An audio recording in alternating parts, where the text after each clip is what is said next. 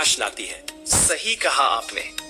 शास्त्रों में लिखा है कि जब सूर्य मकर राशि में प्रवेश करता है तब इसे मकर संक्रांति कहते हैं। इस दिन से दिन बड़े होने लगते हैं और रात छोटी।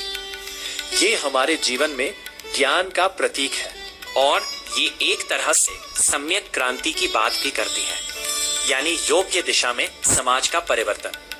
क्या आपको लगता है कि मकर संक्रांति का उत्सव हमें इस दिशा में कैसे मदद कर सकता है? बिल्कुल, यह पर्व हमें आत्मविस्मृति के अंधकार से बाहर निकालकर चेतना के प्रकाश की ओर ले जाता है।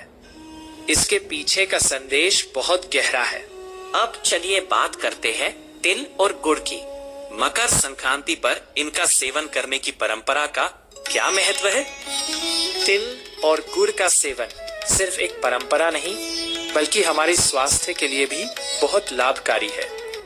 तिल में कैल्शियम और प्रोटीन होते हैं जो सर्दियों में हमारे शरीर को गर्म रखते हैं। सही कहा आपने। और गुड़ की बात करें तो ये सर्दियों में हमारे शरीर को अंदर से गर्म रखने में मदद करता है। ठीक है, अब हम खिचड़ी के महत्व पर चर्चा करें। मकर संक्रांति पर खिचड़ी क्यों खाई जाती है? खिचड़ी एक हल्का और सुपाच्य भोजन है। यह सर्दी में पाचन को संतुलित रखता है और यही नहीं, यह समरसता का भी प्रतीक है। बिल्कुल सही। मकर संक्रांति पर खिचड़ी का दान भी पुण्यकारी माना जाता है। अब चलिए बात करते हैं पतंग उड़ाने की परंपरा की। ये क्यों महत्वपूर्ण है? पतंग उड़ाना सिर्फ एक खेल नहीं बल्कि खुशी और उल्लास का प्रतीक है। ये मानसिक तनाव को कम करता है और हमें एकत्रित होने का मौका देता है।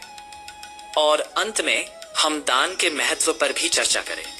मकर संक्रांति पर दान का क्या महत्व है?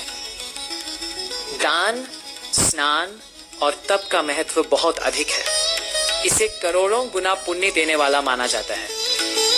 तो दोस्तों, संक्रांति का संदेश हमें यह सिखाता है कि हमें एक दूसरे के साथ मिलकर आगे बढ़ना चाहिए। बिल्कुल, तिल और गुड़ की मिठास की तरह हमें अपने समाज में मिठास और एकता लाने की जरूरत है। इसलिए मकर संक्रांति सिर्फ एक त्योहार नहीं है बल्कि ये हमारे समाज के लिए एक संदेश है। तो दोस्तों, इस पावन पर्व पर सभी को शुभकामनाएं। अगली बार फिर मिलेंगे।